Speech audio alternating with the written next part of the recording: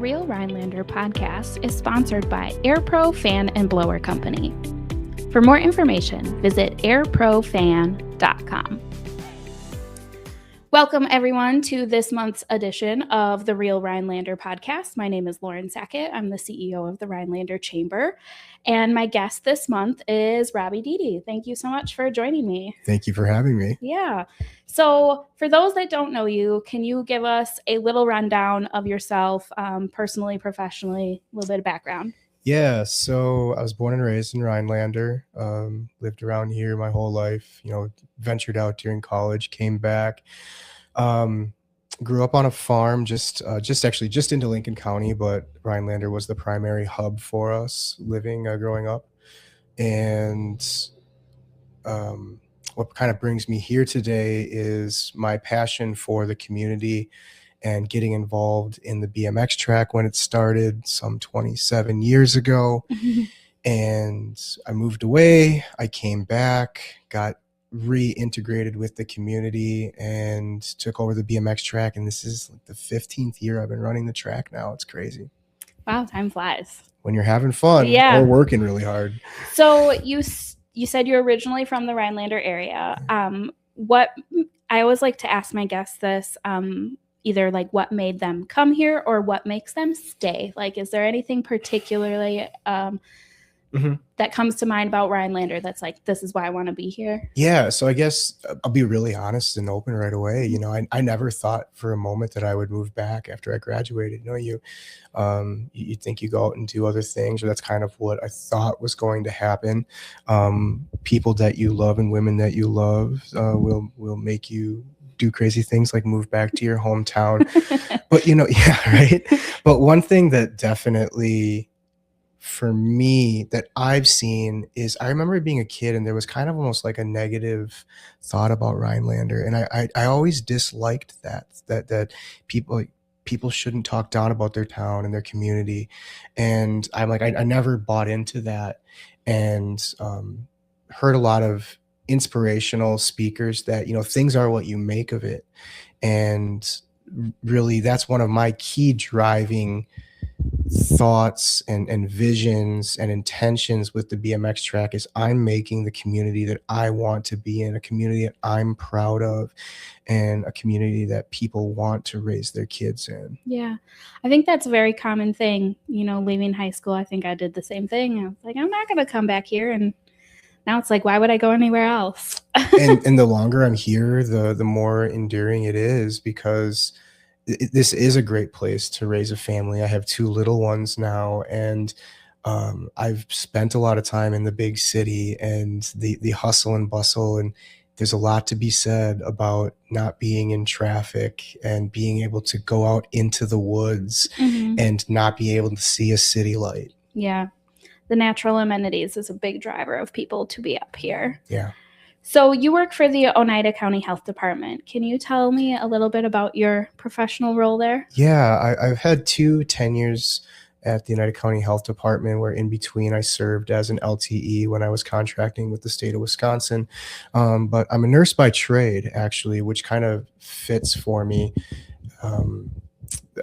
Always had a passion for helping people and helping my community. And work as a public health nurse there. I work as preparedness coordinator and community health supervisor at the Oneida County Health Department. Given my personality and just kind of like the desire to kind of have things figured out and planned and looking at like all the different scenarios, I fit well into the preparedness coordinator position, which what we do in that is we think about kind of planned events, it's just fitting for running the BMX track, but then also worst case scenarios. So talking about new communicable diseases, new emerging threats, working with all the different partners in the healthcare system around that, doing kind of basically planning for like the worst or busiest day every day. And then hoping it doesn't happen. But I think the other part that, when I graduated from college with my nursing degree, I started off working in the SU and ICU at then St. Mary's. This was before Ascension bought it. It was a ministry. worked there and quickly found that most things that people end up being hospitalized for are preventable. Mhm. And that really gravitated me towards public health, and really helping people live a healthier life in the Northwoods. Um, and so I have a huge passion in prevention and health and safety, which is funny because, like, in BMX, you'd think that it's not safe, but we're doing things actually quite safely Sure, yeah. um, at the BMX track. So Yeah. Is there anything in particular that kind of inspired you to go into that career path? yeah, so I think the big piece for me again was, and there's a lot of pathways and things that I was really good at art and to still have a passion for art. I do have a passion in science, and that's really what gravitated me that way. But at the end of the day, is I just really care about people and about my community, and wanting to be able to give back to my community. This community and like the BMX track was such a huge part of my life growing up that I see how important it is, and if I can share that with the next generation growing up and give them a lifelong passion of riding a bike and enjoying recreating in the Northwoods, that's Mhm. huge for me. Yeah. So, can you tell us? There are probably some listeners that have not heard of Hodag BMX, Yeah. unfortunately. Yeah. But let's give them the rundown. Tell us about the club and the track. Yeah, absolutely. So the Hodag BMX track, and it's funny that we were doing this. Like, you emailed me the day that I got the original scrapbook from Mm. Lori Keenitz. Yeah. So um, back in the late 90s, 98, 97, 98, and in general, BMX racing really took off in the mid 70s. It was very strong and predominant in the southern part of the state. Kind of a sidebar, tangent is I've started working on some historical society stuff for BMX because, especially in Wisconsin, so much history has already been lost. But for us and our track, our first season was held in 1999. It was a really youth community driven movement, kids that wanted a place to ride, which was really spearheaded by Steve Keenitz. Steve lived in the Rhinelander area. He moved down to Rapids when he was working with the DOT. He had kids, and his family got involved in BMX racing at Central Wisconsin BMX down in Wisconsin Rapids. A position moved up. He moved back up here. He really wanted a place for his kids to ride. And also there was an appetite for the kids up here to have a place to ride. And so a large community movement was sparked, fundraising, working with the city, and the West Side Park location was identified. It was a baseball diamond that really wasn't utilized that much. And we've been putting dirt there ever since. Yeah. And, what's funny is this year, I think, is the first time I said, I think we have enough dirt here right now, which I've never said that before. Yeah. So I think we've talked before, there's something that is a little bit different about the Rhinelander track in that it is open to the public. Yeah. There's something really special about our Hodag BMX track. So built by riders for riders is huge. It was definitely a grassroots movement. You see a lot of these like megaplexes being built in metropolitan areas, and that's well and good, and it has its own space. But this is a community of riders that built something that they really wanted, and it's gotten better and better and better over the years. And part of that, with that grassroots movement, working with the city, was we wanted to keep it open to the public. We are the only track that is open to the public, weather permitting.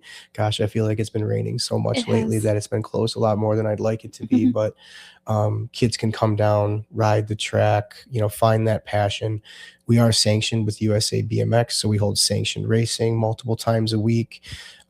We've been very fortunate to hold, we have held large events, and we will be continuing to hold large events in the near future. Cool. But yeah, by riders, for riders, man, that place means so much to me and so much to so many people in this community. But you're right to that. And it is a best kept secret. We've been around for 27 years, and people are like, I didn't even know this existed. So isn't that kind of crazy? Yeah. And I think that bicycling is something that like every kid should learn how to do it, and do varying degrees of what they want to do. And so coaching there, helping kids learn how to ride bikes is a huge piece for me. It's something that it's an art that I don't want to see go away. Yeah. Cycling. And I know you've helped too with like the school district's rec rodeo through the years. Yeah, so I work with Partners in Education in the school district Rhinelander every year, and we hold a rec rodeo where a huge cornerstone of that is a bicycle obstacle and safety course, which really curtails to me running the Hodag BMX track as well as serving for the Oneida County Health Department. And every year we put through about 300 kids through a bicycle safety and obstacle course. Every kid gets a helmet. It's a really fun day. And I had a third grader who went through the program this year. So that's awesome. Very cool. So BMX is not only for like competitive riders. Beginners can get involved in programming too. Yeah, I was joking this morning with Rick Moliterno with Standard Bike Company. We're messaging each other, and I said, you can't spell BMX without FUN. And I think that's really important because, especially with, competitive sport, is that, BMX and racing and, even if we're at the racetrack and it's technically racing, we're riding with our friends. That's really the cornerstone. I host a beginners league, and the number one rule I tell them is have fun. And then the second rule is make a friend, and if you do those two things, then you will have an outlet to enjoy life with, through cycling. So, yeah. That's very cool. Yeah. And I know the track was featured recently in our Discover Wisconsin TV episode. And one of the things that you said that stuck out to me too was that it's like a multi-generational thing. Like you might think of kids maybe BMXing, but it is so much more than that. Yeah. And it's a true family sport. So it's not like, some kids are sitting on the sideline or they're waiting, like, you have one game and then you have another game. It's like all the parents are able to compete and able to ride, the moms, dads, grandmas, grandpas. Like our youngest rider is 1, and I think our most seasoned rider is in their 50s, or our youngest at heart rider. Yeah, there you go. I'm not getting any younger myself, but and I started off just as a rider, and I have a family now, and I have 2 kids that are racing, and then I have a grandpa that used to race, and now their grandkids race, or parents that they used to race and now their kids race, and it's really a great place for a family to go and do something where they're all together doing something that they love. That's very cool. So one of the reasons why I really wanted to have you on the podcast now is because you're gearing up for 2 big events. Yeah. Can you tell us a little bit about what is going to be happening in the next couple months? Yeah. So, gosh, and I think I got to take it a step back, because when I first took over the track, there was a lot of like goals that we set, and intentions that we set with that new board, from rebuilding the track to be more along the lines of what things are going to be like in the future. And 2 of like those biggest goals, one is host the state championship final, and the other one would be to host a national or a Gold Cup final, which is one of the largest events that we can host with our type of track in the country through USA BMX.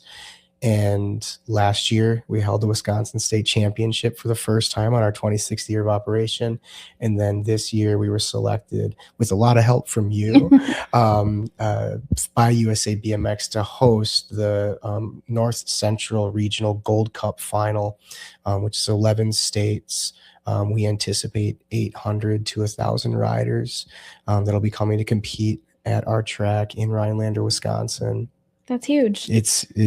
It's really exciting. It is something that we've been working towards for 15 years, and it's still surreal to me. Yeah. Right now we're doing a lot of prep work for it, and you prep from the day we started the submission of the application till, I said September 13th, I'll let you know how everything is, is that we've been really gearing up because we want to welcome everyone to our community. We want to show them just how epic Rhinelander is, and really bring a lot of fun, the fun in BMX. Can you talk a little bit about some of the like infrastructure updates you guys have done? Yeah, we've had a ton of community support through community grants, through donations and sponsorship. Community volunteers, we're 100% donation, grant driven. We do generate revenue through events that we hold, and 100% volunteer based. Um, and some of the infrastructure updates that we've been working on is one, making the track more accessible and viewable and visible to everyone. So everyone has this place where they can come and watch racing. BMX racing is no fee admission. You don't have to pay to get in to watch. You can just come down and watch the races during our events. We've really worked closely with the parks director and really carving out the niche of Westside Park, which is by and large, that's like the bike park. And so having, you know, great concessions when riders are there, having one of the best riding surfaces. It rained so much before the state championship and the ground was basically unaffected. We've worked really closely with community grants to be able to install a state-of-the-art gate, a Pro Start gate that was installed last year, full electric, silent.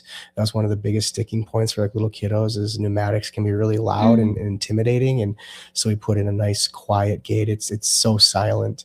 And then one thing we're actually just about done installing right now is we're putting in a state-of-the-art timing system for riders, which is required for large events. And it helps riders be able to push themselves to that next level to become a better BMX racer. Cool. Many other things too. You know, I saw some maybe new bleachers. New bleachers, yeah. We were really fortunate. Volunteers with the RIA outreached to us, said, "Hey, we're retiring our old bleachers.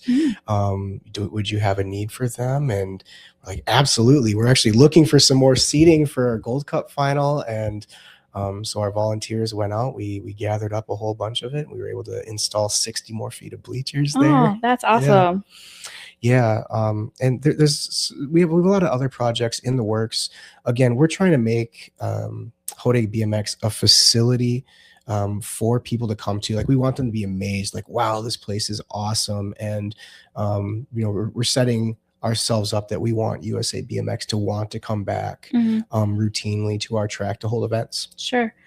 So there's obviously then different like levels of tournaments and such. So you talked about how you've held state, and this is a more national event. So you said 11 states will kind of feed into this one. Yeah. So we have local racing, which is, we have a spring, fall series and summer series for all of our local riders to compete in. And then we have a state series that we work with the tracks in the state. That's actually starting this week. Our race will be August 8th and 9th will be our race weekend for our state qualifier. And then there's the regional series that culminates September 11th, 12th, and 13th here in Rhinelander for the finale of that. And while all this is going on, there's also the national series that's taking place around the country that runs, you know, a couple stops per month from January all the way through Thanksgiving weekend, where all the racing in America kind of culminates in Tulsa, Oklahoma at the Grand Nationals. Okay, cool. So there's something for everyone, whether you're a local racer or a national racer. So take us behind the scenes a little bit. Like, what did it take? I mean, obviously you talked about infrastructure updates, but you know, that background, how did it get to the point where you're able to really host this event? Yeah. A bit of it is, or actually a lot of it is just the intention and the vision, right? You know, and I keep things really positive because I think that, you know, positivity feeds everything, right? And I have a friend who's like a multi-time champion in racing and in a different discipline. But like, one of the first times I met him, I'm like, you're like one of the most positive people that I've ever met before in my life. And that is something that I aspire to be more like. And this was years ago as I was getting started running the track. And so having that like that attitude.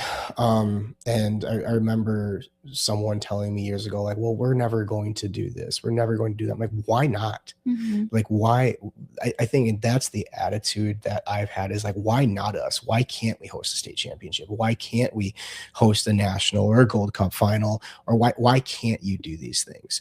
And like questioning that, as opposed to like taking that as gospel, saying, well, that's not what we're trying to do. I'm like, why can't we try to do that? Yeah.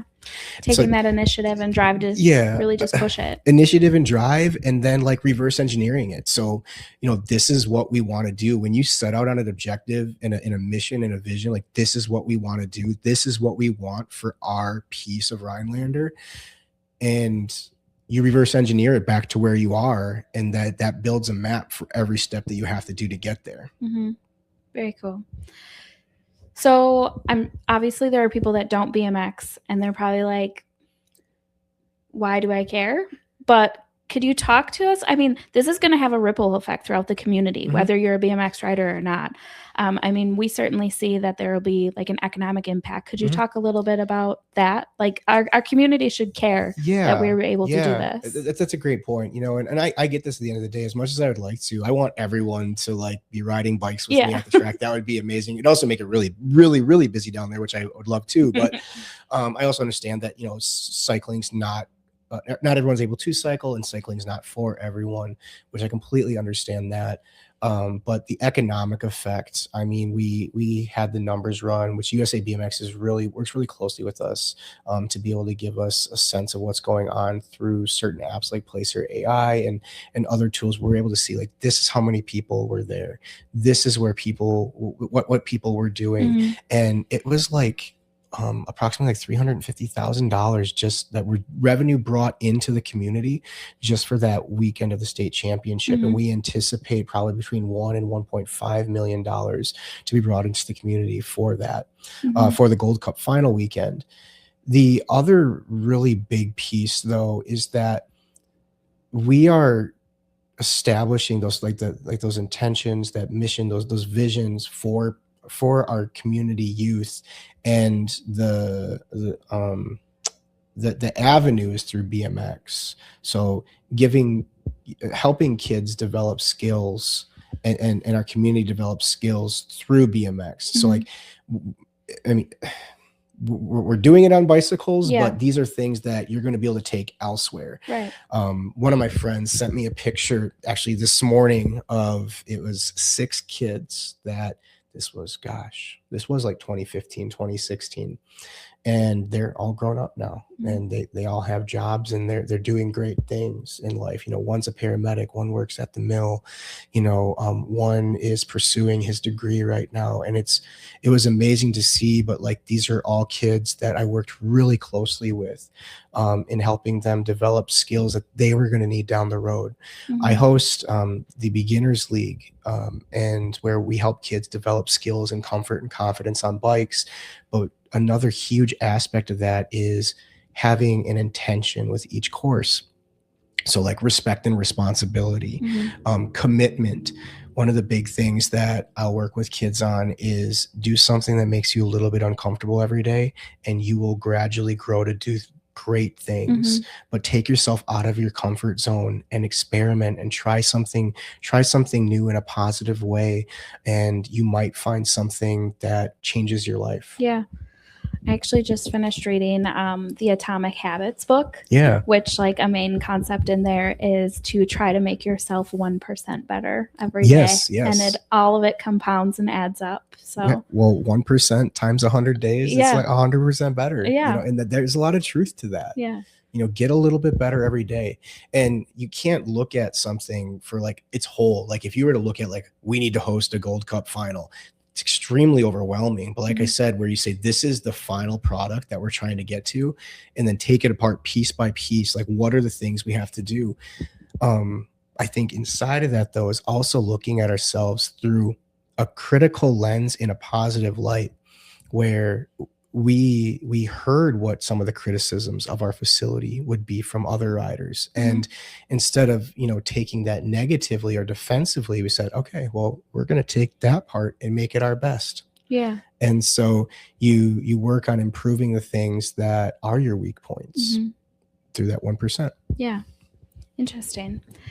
So you've been, working on this for quite a while. You said you've been the track operator for about 15 years. Yeah, thereabouts. When did the idea to do this really start? 15 years ago? I think that, so really going back to the idea of what could become goes back to 1999. And, that concept of like the thought of like, why not us? Or like, going back to that earlier part is like, why not Rhinelander? It's these, you can be what you envision it to be. Like the vision that you create, you're one step closer. So like by visualizing and seeing what you want to do, you get that much closer to making it happen. And so, for me, I would say that onset of hosting this event started from that, like, why not us? When someone said that to me, like, we're never going to do this. I'm like, yeah, we could. If enough effort is, we can make it happen.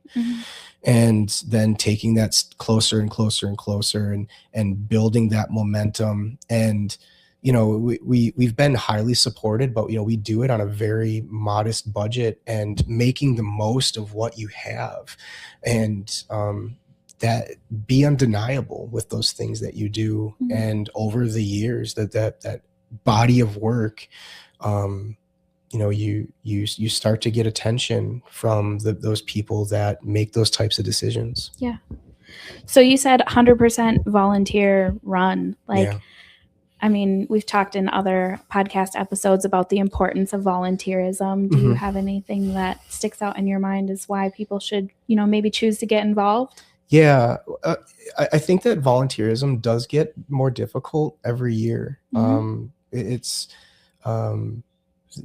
whether you're talking economy, things like that, it is difficult. But I think the one thing is that I have never felt bad doing what I do down there, helping those kids, putting smiles on their faces, watching a kid be able to go from being afraid to get on the bike or go down the hill to like smiling because they're doing a whole lap, or watching a kid from the first time that they ride a beginner's league through when they graduate, or watching them get their first win, watching them turn expert, all of these things, watching them grow as people from, this little 5-year-old to this young adult who is finding their way in the world. And those types of things, like that is something that you won't be as lucky to see if you're not out there volunteering. And a small community like ours is very dependent upon volunteerism. One of my big rules with my volunteers is I'm never going to ask more of you. This track will ask more of you than you can give, but I'm not asking you to give more than you can give. And then also, let them know how appreciated they are. If you guys are watching this, my Hodag BMX volunteers, I love you guys so much. And you guys have made that place so awesome. And, I hope past, present, or future, you guys are making it happen. I just broke the fourth wall, so all good. Yeah, finding something that you're passionate about too. It makes all the difference. And I think sometimes people can also be intimidating by the idea of volunteering. And there are a lot of people that do a lot of things, but pick that passion project. And I'm sure there's a nonprofit organization that would gladly take your help. And there's so many different opportunities and ways to volunteer. Like if you're in, going back to the preparedness side of things, like if you're a nurse that wants to volunteer doing nursing things, there's that for you. If you're a chainsaw operator that wants to help in a response for operating a chainsaw, clearing up debris, that's something. The same thing too, like we have an electrician that wants to help do some electrical work at the track, or an excavator that wants to help out. Like those are things. So like it doesn't necessarily have to be things that you're not comfortable with, or someone wants to learn something, like someone like really wants to do social media, or like they do it as a passion. Like I see that people will develop careers from their passions. And so that's a huge part of it too, is that it helps you kind of find what really matters to you. Love that. Is there something that you are like most excited for people to experience as you host these events? Something that's like, oh, I'm so pumped about this. Yeah. For me, from a parent perspective, or even going back to like being a younger kid, is like the experiences that I have from traveling. Last year we went to Aberdeen, South Dakota for the Gold Cup finals, really kind of as a recon for me. It was still kind of hush hush at the time that we were going to get it, but I knew, and was kind of seeing, what potentially could be, but also, the opportunity to share our community with my friends. Like, I'll go to their facility, and then they have a chance to come to my hometown and be able to experience things that I enjoy, and get to see like our labor of love that we've had, in our passion in building our BMX track. And every BMX track is like a fingerprint. They all have a uniqueness to them. The tracks that are professionally built, you can tell who the builder is by the way it rides, by the way it feels. And that's one thing that we've heard, between our builders at our track.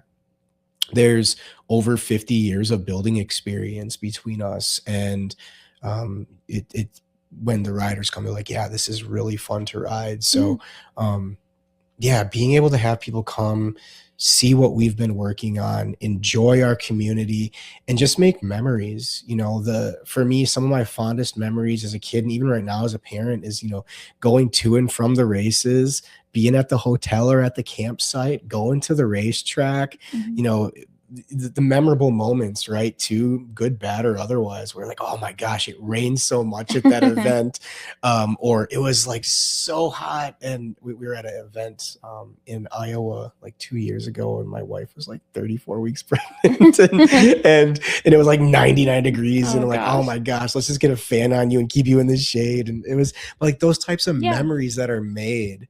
That is what I hope people get out of it. And like I said, I go back to my first day down there, and I quickly realized, like, I'm going to be a lifer involved with this type of sport, whether it be riding, running the track, working with kids, in BMX racing. Like, this is my jam.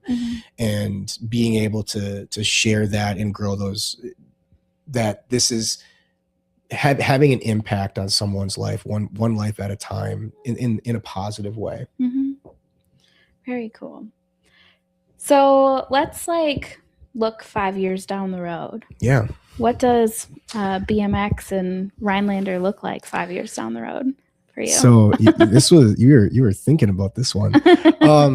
Well, so my hope is eventually we kind of reach diminishing returns with the facility. Obviously, there's always going to be the next technological advancement, which we try to stay very up on.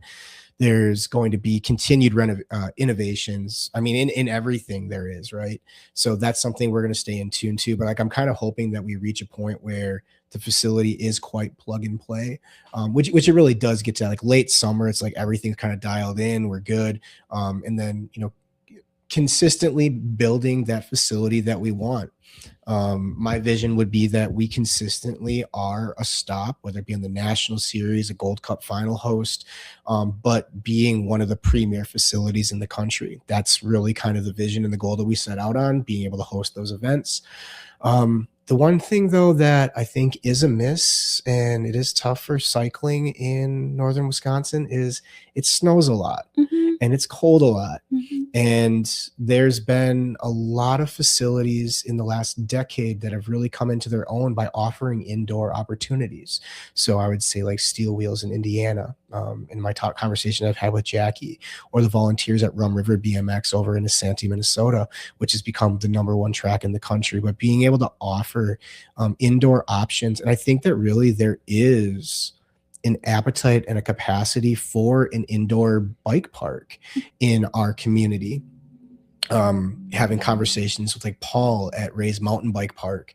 And I feel like that there is something there for us.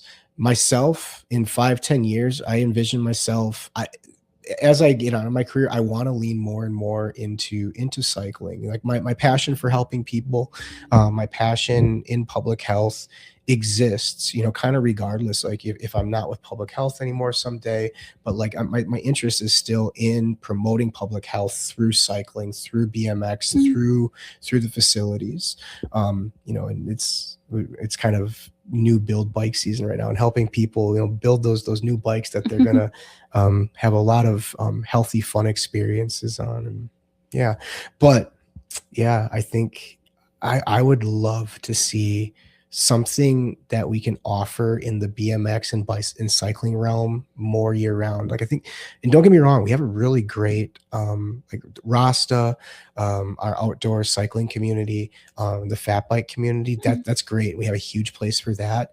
Not everyone that wants to be out in the cold though, and I'm one of them. So So if there's like a donor, an investor that wants to see this dream realized, it's a lot further along than most would think, but our biggest piece right now is, you know, you have to find a space. So having some warehouse space, having an investor that's willing, you know, having donors, and there's quite a bit of like it's set up, but we have a system identified for being able to generate revenue. And so this is something that I've personally been planning on for, it's going on almost 10 years now. Like what is the vision from basically from the time that Rum River put a dome over their facility, and that's kind of the running joke at the track, is like, all we got to do is put a dome over it now.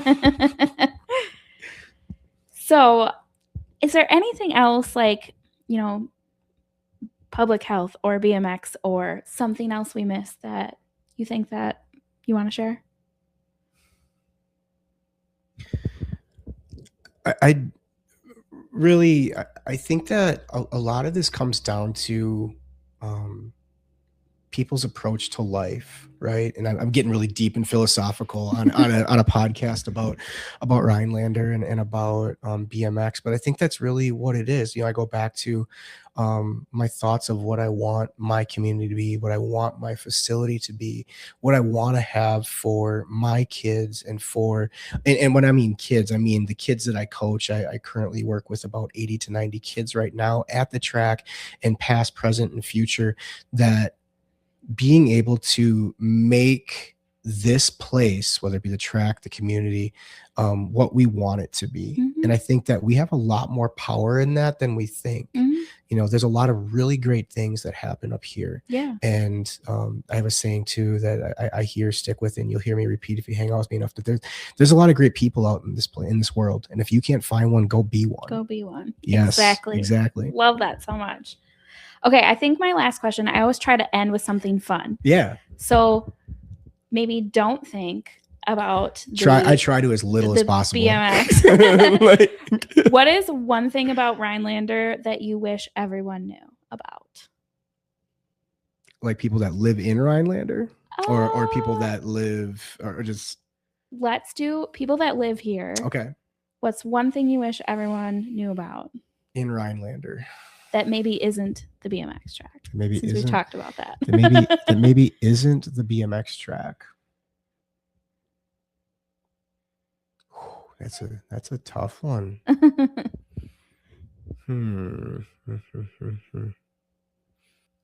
stumped him. Yeah. I for someone that, like, I'm told that I'm never short on words, I'm left somewhat speechless. But okay, all right. This isn't intended to be a cop-out, but it's actually something I really like from the Discover Wisconsin. Is that be a tourist in your own community where you live. Get out and go see things. And I made a point of doing that recently, and I meant to flag you down and say hi to you, but you were crazy busy. I didn't really have time to do this. I deferred doing other things. Like I had a million projects to do. I had to work on the truck. I had to do this, that, and the other thing. But be a tourist in your own community. Go out and see things. Going down to the art on the courthouse lawn, going down, taking my kids down and going and seeing all the really sweet vehicles that were down on Brown Street. that was awesome. And so I think that there's so many things that whenever someone says like, well, there's nothing to do here, I'm like, well, you're not looking hard enough, because like if you just start looking, there's a ton of things to do here. There's actually more things than you can actually do. Right. But okay, so which brings me back though. So definitely be a tourist in your own community. But the other thing too that I've really been reminiscing on, and I've mentioned to a couple of other people, but there is a heart and a passion of racing in our community that really is an undertone. It's not spoken about enough. So like with on the heels of the brush run that happened last weekend and having friends that compete in that, or snowmobile racing, or the old like Hodag 50. like the Three Lakes Speedway up there, TNT and Eagle River, and there is like a deep rooted passion for racing in the community that I do see it kind of spill into, because, if someone wants to get involved in racing, one of the easiest points of entry is BMX racing. And it's not just about racing though, at the same time too, like I'll talk with kids that we're having fun riding our bikes and we're learning how to go fast and have fun and build skills, but we're learning mechanical engineering, we're learning fabrication, we're learning how to wrench, learning the difference between standard and metric. There's so learning basic physics, learning tire pressure and Newton meters and pounds per square inch. It's so cool seeing. But so that going back to, again, be a tourist in your community. If you have a passion for racing, there's a lot of awesome racing to watch in our community. Very cool. Well, Robbie, I really appreciate the opportunity to get to sit and talk with you today. Obviously, we've connected before, but this was a really great conversation, and I really enjoyed learning more about this. Yeah, this was a lot of fun. I'm really glad you're doing this, and I could say that I'm proud of my community. I'm proud of what we have done. I'm proud of what you guys are doing and what I see our community doing. Yeah, there's so much fun stuff coming ahead, public art projects and, events like this. I'm thinking even about like the Dome was like a grassroots effort. Yeah. Like this community has people that can do a lot and we do. Yeah. So thank you. Thank you so much. Thank you all for tuning into the Real Rhinelander podcast. We will see you next month. Have a great rest of your day.